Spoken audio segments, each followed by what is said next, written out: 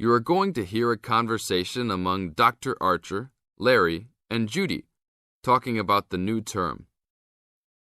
First, you have some time to look at questions 1 to 6.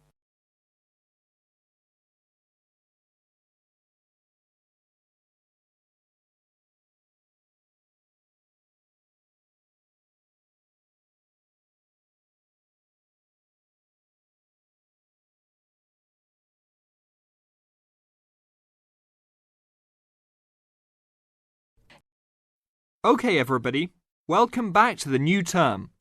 I hope you've all had a good break and that you're keen to start on your research project. What I'd like to do this morning is to give you a chance to ask questions about the project, requirements, ways of approach, how to get help if you need it. Today is informal. It may be already written on paper, but it's nice to have an opportunity to have it confirmed. So, any questions?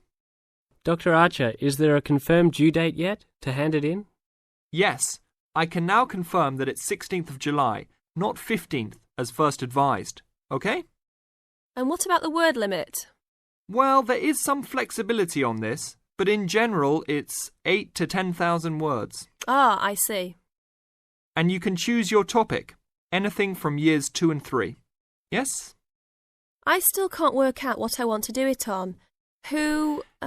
In that case, you should see your course tutor to agree on your final topic, and you should also be aware that there is special assistance available at the library on library resources if you need help on that. Can I just check on the deadlines for everything? Certainly. Look, let me write it on the board when each stage should be completed. First of all, you've got to work on your basic project outline, and that's due in to your course tutor by 21st of February. Which is only 2 weeks away, so you need to get cracking on that. Do we have to include a full reference list by then too? No, your reference list is due on 6th of April, which is 1 week later, so you have time to discuss this with your tutor. And when should we be doing the research? Well, that's over a 1-month period, essentially April to May. And the write-up? Well, you need to do quite a bit of research before you get going on your writing, so that's really May to July, with a due date for handing in on the 16th. Any more questions? Before you hear the rest of the conversation, you have some time to look at questions 7 to 10.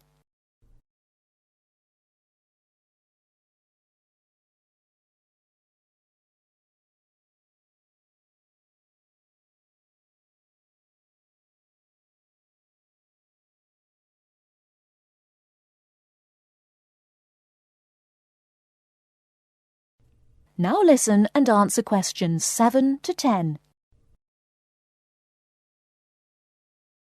Well, sir, just some advice really. It's about the research approach. Would you advise us to use some case studies? Well, Larry, I know these can be difficult to arrange sometimes, but I really feel they are of great benefit in this subject. You can always talk to your tutor if you're having difficulty. Yes? I've looked over some previous research projects that are in the library. Is that a good idea, sir? I heard. Okay. I don't think you should go through them in detail, especially at this early stage, or you might end up being influenced by them more than you realise. But yes, it really is about the best guide you can have to what's required to what's expected in this type of project. Sorry, Judy, I butted in on you. That's all right. It's just that I noticed one project was a joint one. They worked together as a pair. Is that a good idea? Yes, I remember that paper. Working in a pair can have some advantages, but to be frank, this is meant to be an individual project, so it's best to work on your own. About using subjects, is it okay if we use family members? Your own relatives? I don't see why not. They probably offer some advantages in terms of availability, although you need to guard against possible effects on your research outcomes. So, you can if you want.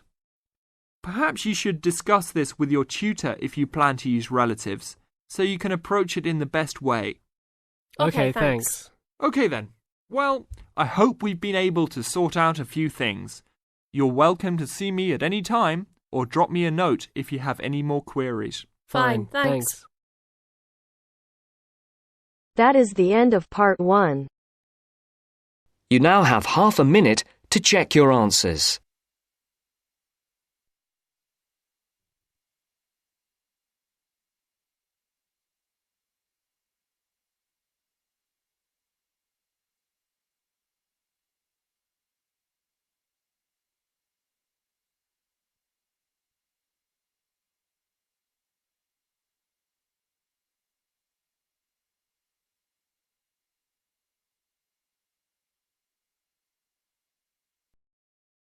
Now turns to part 2. Part 2. You will hear a conversation between two people who are about to share a project at work. First, you have some time to look at questions 11 to 15.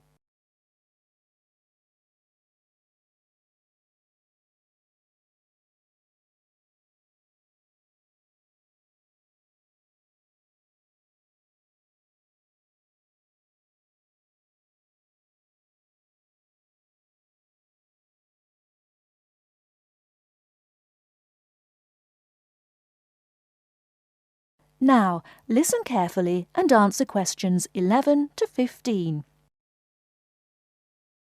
Hi, Bill. How are you? I'm okay now, Sarah. But I was so ill last week. Oh, dear. What was the problem? Did you eat that dodgy fish in the canteen? No. At first, I thought it was a cold, but then my head started hurting and my eyes started to go blurry. Oh, I'm so sorry. That sounds serious. Yeah, it's okay, actually. I went to the doctor and he diagnosed me with a migraine. He gave me some medicine and I'm starting to feel much better. Oh, I'm glad to hear that. Well, I'm also glad you're in today because we have to work on a new project together. Oh, are we in the same section? No, it's just us. No one else. Mr. Donaldson put us down as B team because we live near each other. That could be fun. What do we have to do? Well, the project is partly internet research, then checking reference books for information to prepare a survey, which we have to use with people we know. Great! What's the topic? It's to do with shopping over the last 10 years. We have to find out how customers have changed their behaviour. OK, so what's the first step? I think the first thing to do is to check the list of references he gave me. But my computer is in for repair, so if I check in the reference library, would you be willing to look up some references online? Once we're done with the reference checks, we can write the questions together. That's fine. I'll do the internet research. So, what sort of shopping are we looking at? Only food or goods or clothes shopping? We have to find people who are willing to tell us about personal things, like deodorants, cosmetics, soap or vitamin creams. The other groups are doing food, electrical goods and clothes.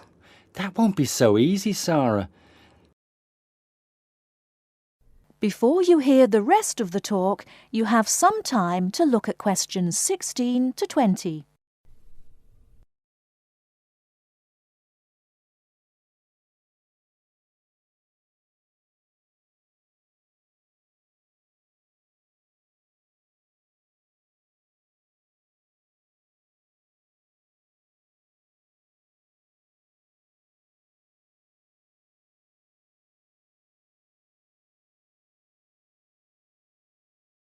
Now listen and answer questions 16 to 20.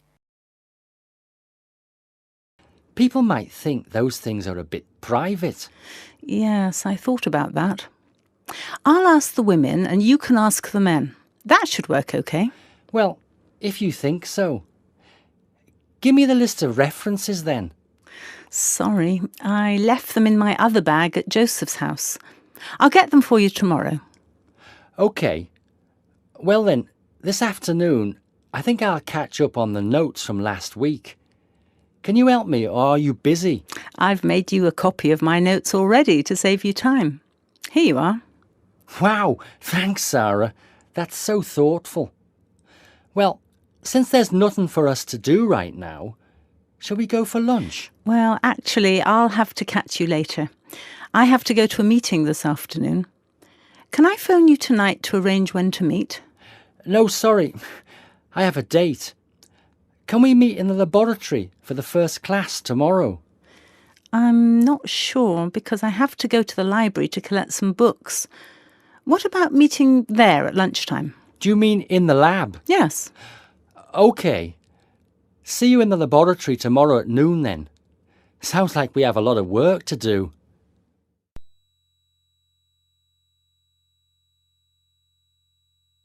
That is the end of part 2. You now have half a minute to check your answers.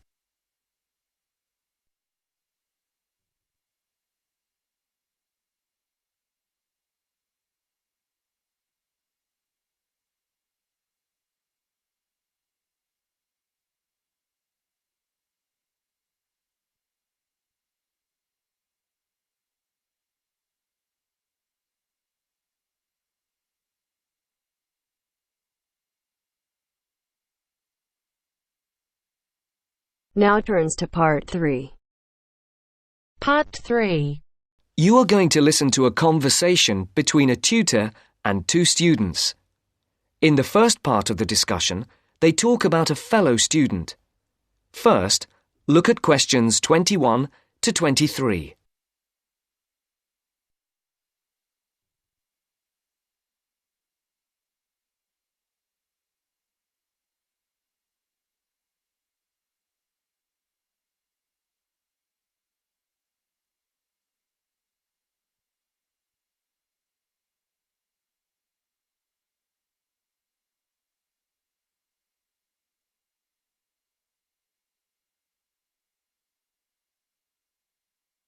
As you listen, answer the questions.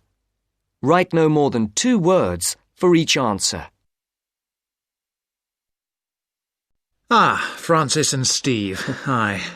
Now, before we start the tutorial, am I right in thinking that you haven't heard about Lorraine? No. What about her? She's already left. What? Well, she hasn't told anyone. You sound surprised. Weren't you half expecting it? Yes, but she could at least have told us, though. We've been on the course together for the past 3 years, and it would have been nice to know. She always was the sort to keep herself to herself. Yes, I know what you mean. Did she give any reason? Well, she got that job. What? Yes, and she's been given permission to leave, as there's only a week to go before the end of the course. But she'll be back for the exam week. Oh well, we'll just have to catch her on the mobile after the class. She's gone back to Wales first. Oh dear. We'll get hold of her on the mobile. She did say that it might not be possible to contact her for a couple of weeks. Oh, OK. If that is what she wants. Before the conversation continues, look at questions 24 to 30.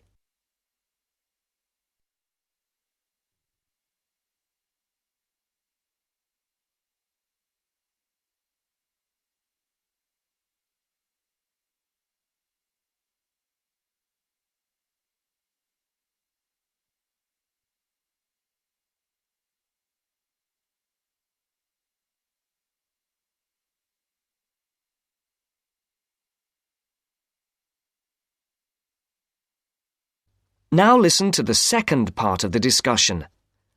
The tutor and the two students are talking about assessment marks. For questions 24 to 30, there are 4 alternatives: A, B, C, and D. Decide which alternative is the most suitable answer and circle the correct letter. Right, to work. We're here to look at your assessment marks for your coursework. I take it you haven't seen them yet? No. Not yet. Well, you'll both be pleased. In fact, very pleased. Yes? Francis, you have come out with the top mark in the year. Oh. You have, in fact, got a starred first. Wow. Aren't you pleased, Francis? Yes, I'm just speechless. And, what about me? Well, Steve, you got a first as well. I don't believe it. You might have done even better, but there were a few faults with the 5,000-word project you did on traffic management. And what about the book review we had to do? Yours was, I can safely say, the best we have ever had. You're kidding. I'm not. In fact, you have won the departmental prize for the piece. It's a pity, really, that your project wasn't of the same calibre. It's still not bad at all, though, is it? It certainly isn't. What do you think were the faults with your project? I just wasn't very happy with the conclusion, and I got myself in a bit of a twist with the argument about road pricing. By and large, your overall conclusions were okay, and I would say that your thoughts on road pricing were quite original. The problem was more with the actual end. It was a bit disappointing. You started off well, but then it ended rather suddenly, as if you got fed up with it.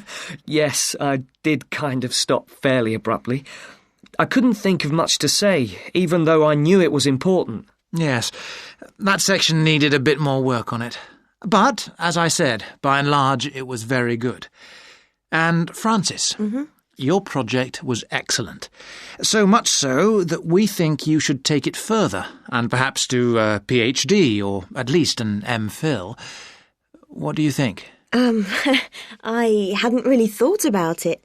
I've just been concerned with getting through this final year and getting all the coursework and exams out of the way. I can understand that. But I do think that you ought to consider it seriously.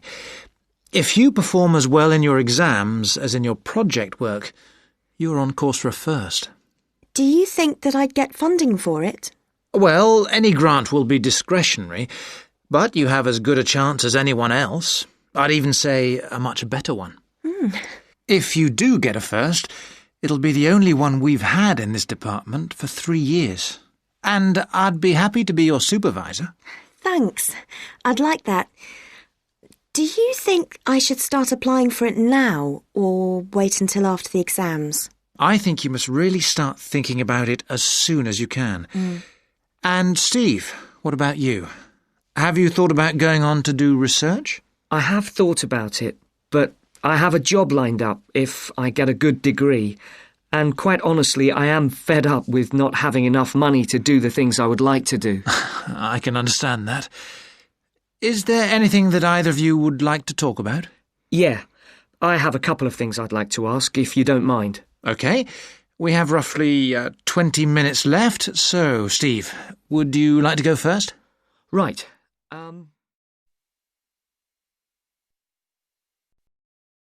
That is the end of part 3. You now have half a minute to check your answers.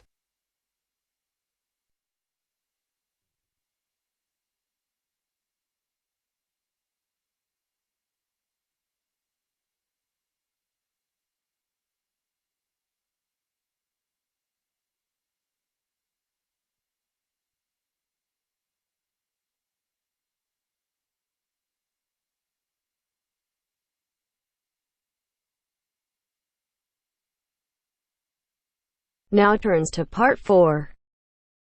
Part 4. In this section, you are going to hear a lecture. Questions 31 to 40 are based on the lecture. Before you listen, please look at questions 31 to 40.